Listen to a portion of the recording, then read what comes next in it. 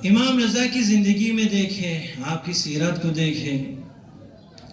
مامون نے آپ کو بلایا مدینے سے، اور روایت کے مطابق مامون نے رجا بن ابی ضحاک کو حکم دیا کہ امام کو لے کے آئیں. تو ضحاک کا کہنا ہے، رجا بن ابی ضحاک کا کہنا ہے، وہ روایت نقل کر رہا ہے، کہہ رہے کہ دیکھیں مامون کے حکم کے مطابق ہم نے امام کی عزت کی. اور مامون نے یہ بھی کہا تھا راستے میں اگر امام عبادت کرنا چاہیں تو امام کو نہیں روکنا ہے، کہیں جانا چاہیں امام کو نہیں روکنا ہے، امام کا احترام کرنا ہے، امام کی عزت کرنی ہے. تو ہم اخلاق سے پیش آئے، امام کی ہم نے عزت کی، احترام کیا. اور ہم نے دیکھا سفر میں امام ابھی ہو رہا تھا، یہ کیا ہے، قرآن خوانی ہو رہی تھی. امام چلتے ہوئے قرآن کی تلاوت کرتے تھے، حالت سکون میں، حالت قیام میں، حالت قعود میں، ہر وقت قرآن کی تلاوت کرتے تھے. تو ہم نے دیکھا 3 دن میں روزانہ 10 جز قرآن پڑھتے تھے، اور 3 دن میں قرآن ختم ہوتا تھا. دیکھیں سفر کی حالت میں، سفر میں 10 جز روزانہ 10 جز قرآن پڑھتے ہیں.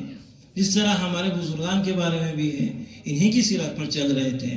امام کے بارے میں ہے، رہبر کے بارے میں ہے. ہمارے استاد اخلاق مدرسے میں ایک دفعہ آئے تھے، وہ بتا رہے تھے کہ رہبر معظم سے، یہ رہبر کا قول ہے، رہبر کا قول نقل کر رہے تھے کہ رہبر معظم سے میں نے سنا ہے، رہبر نے فرمایا تھا کہ جوانی میں ہم 10 جز پڑھتے تھے، ابھی بوڑھے ہو گئے ہیں، مصروفیات بڑھ گئے ہیں، اس لیے ہم 3 جز پڑھتے ہیں روزانہ. جوانی میں روزانہ 10 جز، ابھی 3 جز اس وقت. اور امام خمینی کے بارے میں بھی ہے، ڈاکٹر نے منع کیا تھا قرآن پڑھنے سے، تو آپ نے کیا کہا؟ ہمیشہ پڑھتے تھے. ڈاکٹر سے یہ کہا یہ آنکھیں مجھے چاہیے قرآن پڑھنے کے لیے، اگر اس کے لیے کام نہ آ جائے اس کا فائدہ کیا ہے؟ تو یہ معروف مشہور، یہ آپ نے بھی سنا ہوگا یہ واقعہ کہ کچھ لوگ آئے امام کی خدمت میں، ایک تنظیم تھی، تو انہوں نے کہا رمضان میں ہم 2 جز پڑھ رہے ہیں، انشاءاللہ رمضان کے آخر میں ہم 2 مرتبہ قرآن کو ختم کریں گے. تو امام خمینی نے کیا فرمایا؟ میں روزانہ 10 جز پڑھ رہا ہوں، تو کتنے دفعہ؟ 10 دفعہ ختم کریں گے.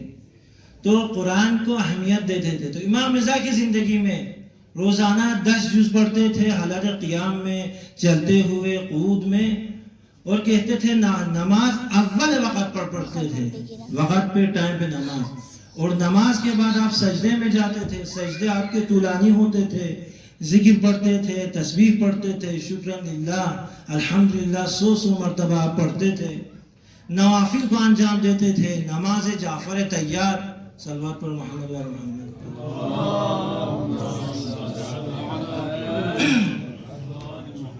نماز جعفر تیار پڑھتے تھے، نماز شب پڑھتے تھے، یعنی واجبات، مستحبات، یہ ہمارے لیے پیغام ہیں. اور جب ایران پہنچے